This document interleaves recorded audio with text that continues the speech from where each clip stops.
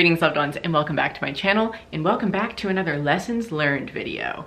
Maybe this is your first time seeing a video like this from me, maybe it's your fifth. I don't know, but I've been doing these for 5 years, and today, on the day that this video is going up, I'm turning 24 on March 24th, so it is my golden birthday, hence all of the gold tones that I'm wearing. This is also just my favorite color, so naturally I had to wear golden tones. Anyways, I really like filming these. I love to go back and watch these on my channel and from other people. It's just really nice to see kind of a compilation of all of the lessons that I feel like I've learned in my lifetime, and it's just also so nice to be able to like sit in reflection and write all of these down. It feels like new year, new me energy. Maybe some people do this at the start of a new year, like in January, but your girl does this every year on her birthday, or at least I have been for the past 5 years.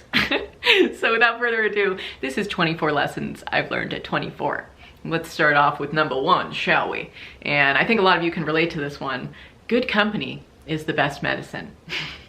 I think that, you know, just over the past year, this has become such a theme that I keep coming back to in my life when I get to spend time with anybody. But when I'm around my good friends, it's just so nourishing and so nice, and it truly feels medicinal. It does to be able to be around people, because living in pandemic times for the past year, you're kind of like deprived of that in a sense. And so I really wanted to include that one. I also wanted to include it just in the sense of I've started live streaming over the past year too, and I feel like the community that I've made on Twitch and, you know, all of the people who come and participate in the chat, they truly have provided so much good company for me over the course of the pandemic as well. And it's just so nice to have that kind of social interaction. Even though it's online, it still feels so nourishing and nice. So just, yeah, I really wanted that to be number 1. And number 2 is recognize when you need to slow down, brothers.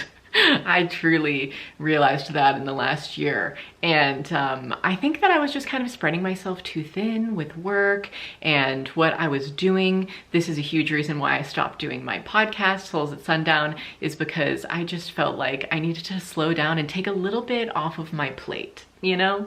And I actually have this quote in my notes that I come back to every now and again, but I know it by heart, and it is, productivity is knowing when to take a break.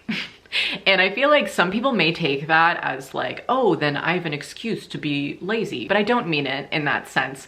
I mean it in the sense of like, sure, you're being productive, but do you also know when to take a break? Do you also know when to rest, or when you're spreading yourself too thin? So that was just a huge theme for me last year. Lesson number 3 is also kind of on the podcast note that I was just speaking to, but hearing different perspectives really makes for a more enriched conversation. So for example, when I was doing the podcast, it was just me most of the time. I mean, sometimes I would have guests on, more so when I lived in LA though. So it was more like a compilation of my thoughts and the conclusions I've come to and the research I did.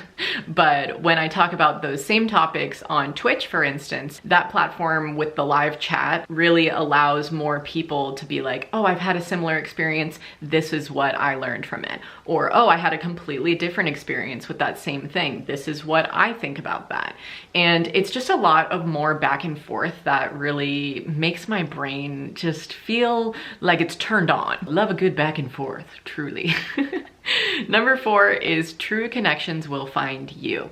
And I don't just mean this in a romantic sense, like waiting for your one love or something like that, but I truly also just mean it in a friendship sense. I feel like the connections that make your heart and your soul thrive find you and seek you out.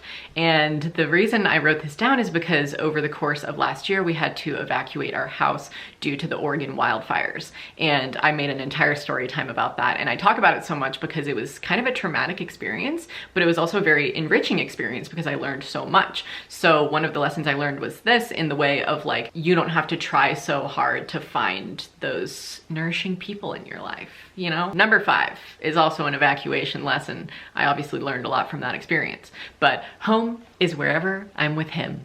And I know that that is a very cliche phrase, cliche lesson maybe, but there was just so many days throughout evacuation where we would get weather reports or the wind would change and it would pick up and it was getting more rampant, and we were like, okay, this is the day that we're going to lose our house. And it truly felt like that. And I'm so surprised that we didn't. But during one of those days, we were actually visiting my friend Ani in Portland and just trying to take our mind off of things, just hanging out with her. And we were outside her house letting the dogs go to the bathroom. And I just said casually to Finley in conversation, just looking at their house, you know, at night with all the windows lit up and just giggles inside. I said to Finley, I was like, I just love their house. And he just looked at me and was like, you're my house. You're my home. And I was like, and just got very emotional because it just felt so true. It was just like, wow, yeah, no matter where we go, like, you are my home. So that's why I said that one.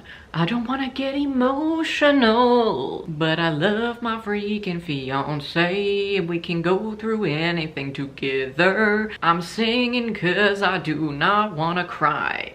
Okay, number 6 is give thanks more and ask for less. And actually, I was reflecting over like one of the biggest lessons I learned when I was in small groups, when I was more of a young Christian gal back in the day.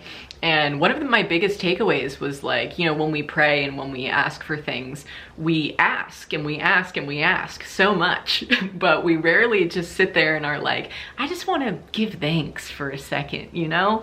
And so also over the course of evacuation, that was a lesson I just kept coming back to, is like, I just need to be more grateful.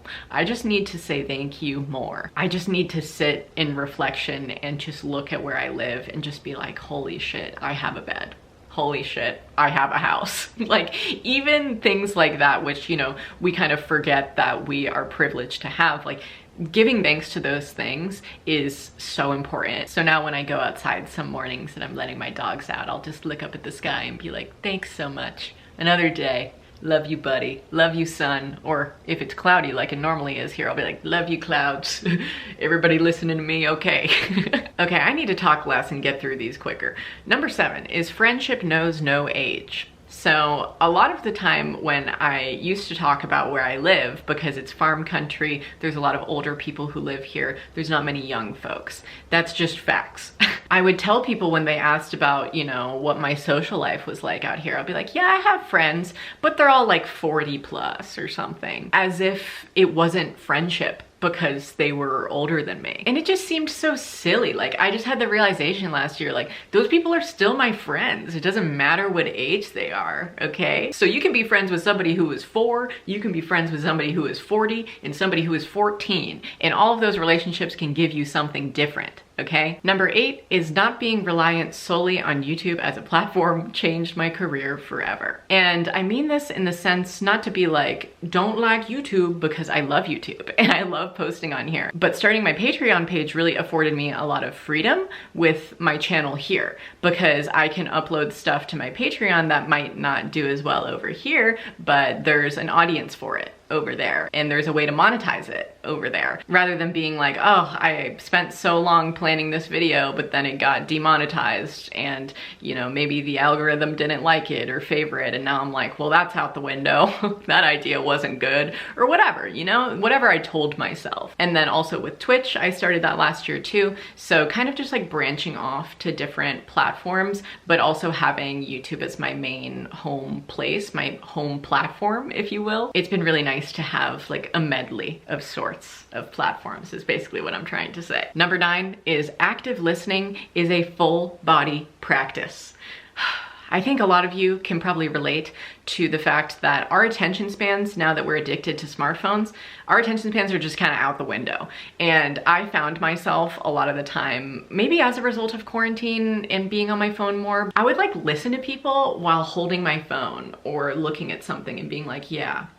And just like your body language when you're closed off to somebody, when they're trying to speak to you or explain something to you, it's just so rude. Not only to be looking at your phone, but even if you're like picking at your nails or like twisting your hair and like doing weird body things that show that you don't actually care about what they're saying, just notice that stuff. Just make an effort to notice that stuff, because I just feel like over the course of the past year, I've been able to kind of get a hold of myself and a grip on myself and like rein myself back in when I feel my attention going somewhere else, or just being honest with whoever is speaking to me and being like, I really want to listen to what you're saying, but I have X, Y, and Z to do right now, so let me just get that done and then I'll be able to actively actively listen to you because I want to hear what you're saying. And I think just that honesty too is just so beneficial to the other person. They're like, thanks for not making me waste my breath when you're not even fucking listening. You know what I mean? The next few lessons are lessons that I've learned from books, and I feel like as I get older, I have more of these in these videos because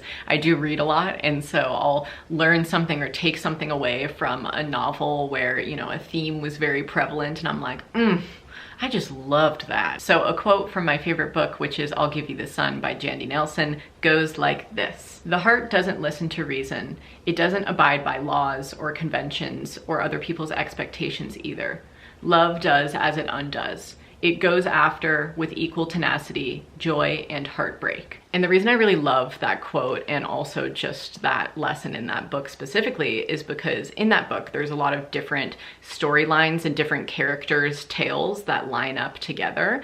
And in every single one of those characters' storylines, if they were in a loving relationship, there was an equal amount of pain that was involved to make you feel like, wow, this isn't just one little cookie cutter loving relationship where everything is all butterflies and rainbows. Like, these people either worked for this or they came through a lot of different periods of time before they met up again together, or maybe something was brought to light later in that relationship that wasn't talked about at the beginning. You know, there's a lot of different sprinklings in regards to love and loving relationships. So the quote speaks for itself. Lesson number 11 is poison goes where poison's welcome.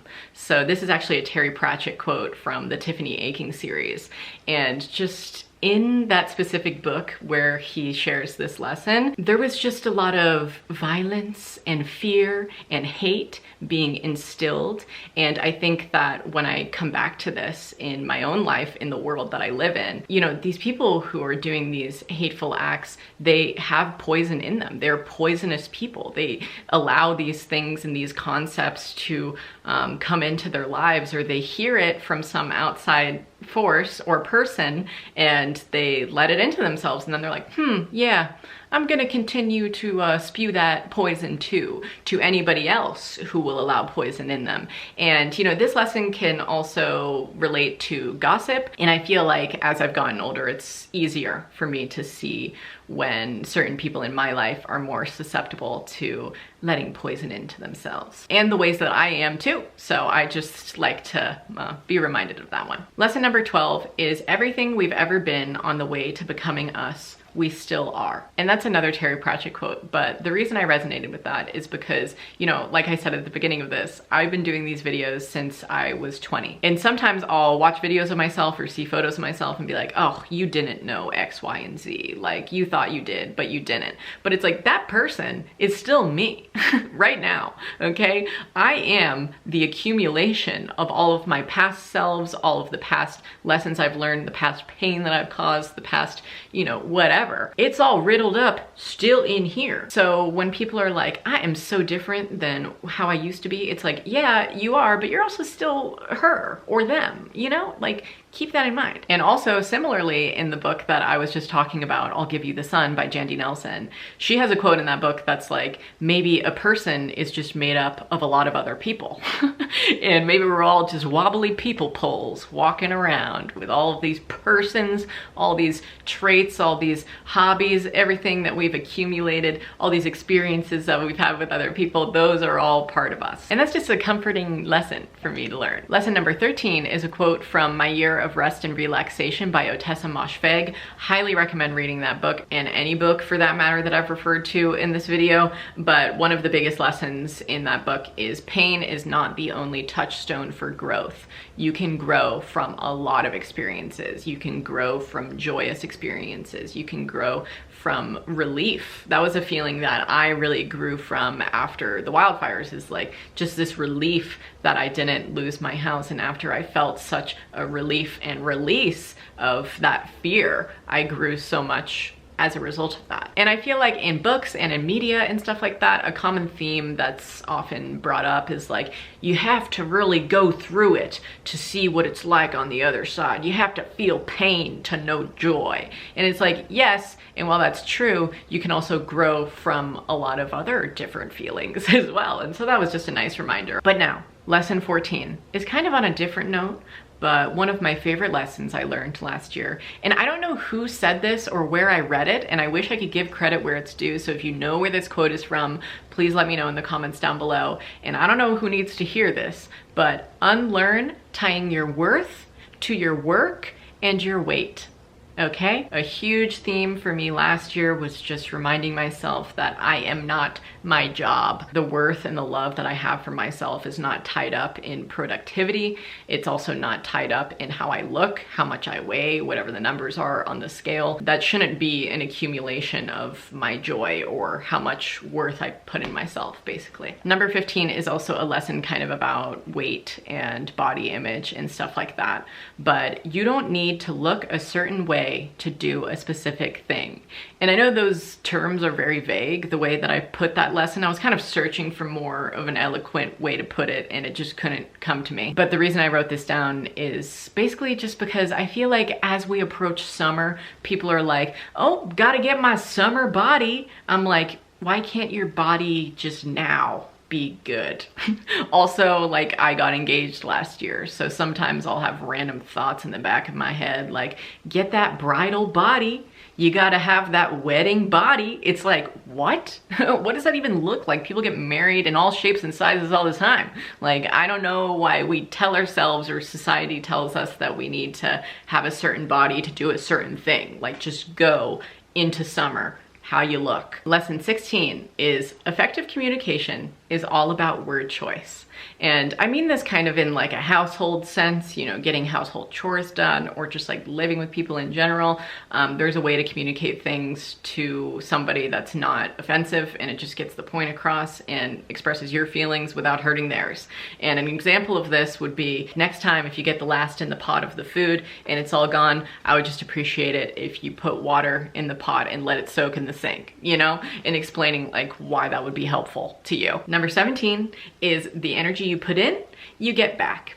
And I kind of mean this more in a social sense with this lesson. Like when I go out on the town and I'm feeling real, I don't know, just chipper and kind of jittery and joyous, I feel like whenever I go out with that energy, people will meet my energy and be more social and be more friendly and just be kind. And you're like, yes, this is exactly what I wanted. So I don't know. I know that it's not realistic to expect that every single time you leave the house, you need to be super joyous and happy and smiley at everybody underneath your friggin' mask or whatever. But at the same time, that doesn't mean that you shouldn't try to be friendly to those, especially in the service industry, that you're interacting with when you go out on the town, you know? Whatever you put in, you'll get a little bit of that back, all right? Lesson 18 is a Mac Miller lyric, but there ain't a better time than today.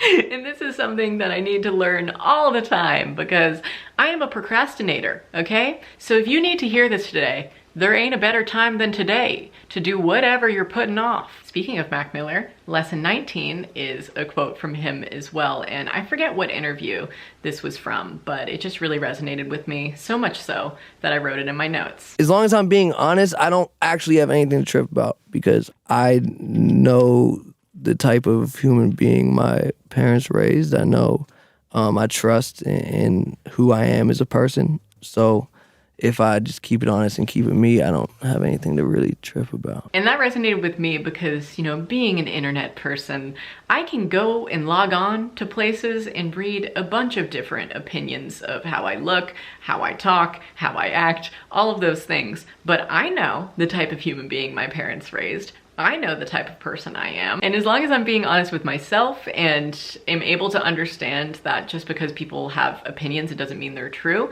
then it's always just so peaceful to come back to because I'm like, yes, I know me and I'm secure in me. So whatever you say doesn't really matter. And I understand like constructive criticism, great. Love it. But I mean the stuff that's just like true fallacy, you know? I'm like, that's not true about me. So don't really need to worry about that because I know. Lesson number 20 is cooking is self-care. And I know that's a really simple lesson, but it's something I need to remind myself a lot of the time because sometimes I just don't want to cook. I'm like, ugh, no, would rather do literally anything else. And sure, that's fine. Take a little breaky poo if you ever need to from cooking if you feel like you're doing it too much. But the overall lesson is just like, if you have the time and you have the ingredients, why not cook it? It is a self-care, it is meditation for me to cook. So I need to be reminded that like the process, the love that you put into it, that is self-care. It is self-love, okay? Love it. Lesson number 21 is an important one, especially with the past year that we've had in the social justice sense, in the political sense. This lesson is very important, okay? Allyship is a lifestyle, not a moment. And when I say that, I mean performative activism and, you know, the coming and going of caring about certain things.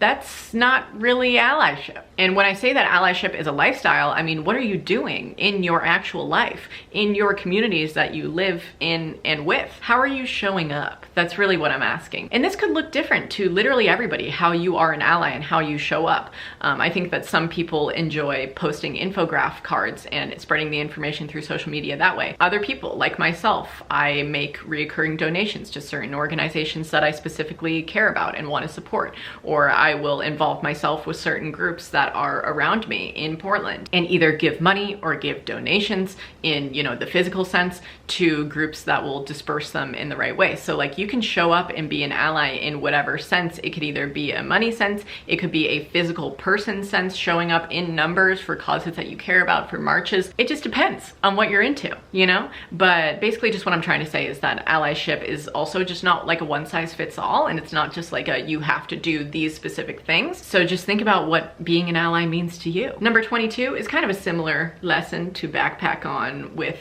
social justice movements and stuff like that, but it's always good to be prepared. When I was going to Black Lives Matter rallies and marches and things like that, I would be overly prepared. I'm talking gas mask, I'm talking big boots, I'm talking all of the water bottles, gloves to pick up trash, all of the things. But I also mean this in the sense of the power outage that we just had here in Oregon about a month ago or so. I just really kept going back to the theme during that time of like, wow, it is so good to be able to be prepared for an event like this with my lanterns, with all of my camping gear, with the generator or whatever being set up for things to get worse is not a bad thing. I mean, doomsday prepping is an art form in itself. You know, if you like to get into that stuff, you get into that stuff. And I'm not necessarily speaking to that. I just mean like, be prepared. You probably won't regret it, okay? Number 23 is a really silly one, but I had to include this because this is just a little lesson for all of you. Memes are more fun when you make them yourself, okay? And I know that that's just kind of an absurd and random thing to just sprinkle into this lessons learned video, but I get so much joy and entertainment out of making my own memes. Instagram makes it so easy to just upload a template that you like, a regular meme that you maybe laughed at, just cross out what you don't like about it, put your own text over it, whatever. I just feel like I enjoy making a good meme, a good old-fashioned meme. They're just funnier when you make them yourself because they apply to your personal life, you know? Anyways, the last lesson of this video is perfectly imperfect is perfect for me. And I kind of mean this in the sense of house hunting for myself. I feel like I have a lot of requirements for what I want the land that we buy to look like and the house that we have in the future to look like. But we could come to that in an imperfect sense. You know, there could be one thing about the property that is not perfect. I just felt like something that was holding me back from just looking at more properties and like considering other places to move to than where I am right now was the fact that I had very strict, rigid requirements for what I wanted. And that's good to go into something with and be like, I know how exactly I want this to look. But also at the same time, it can be kind of bad because then you're like not giving attention to stuff that may be out there too. So I'm just basically saying I am open to a perfectly imperfect space because I know it will be perfect for me. I've learned a lot of lessons over the past year, a lot of them that I did not record down for you, I'm sure, but it's been a year, truly. And I just wanted to kind of compile 24 to share with you today, even if I have 100 up here in my head. I love you. I hope you enjoyed this. If you did, please give it a big thumbs up for me and comment down below a lesson that you learned in the last year, because I'm curious and I want to read what you guys have to say. You can find me on twitch.tv/Meghan Hughes 3 times a week. I stream Monday, Wednesday, Friday at 6 p.m. Pacific time. I also have a Patreon page if you want to see some extra content from me. So I love you. I'll talk to you very soon. Stay smiling. Bye guys.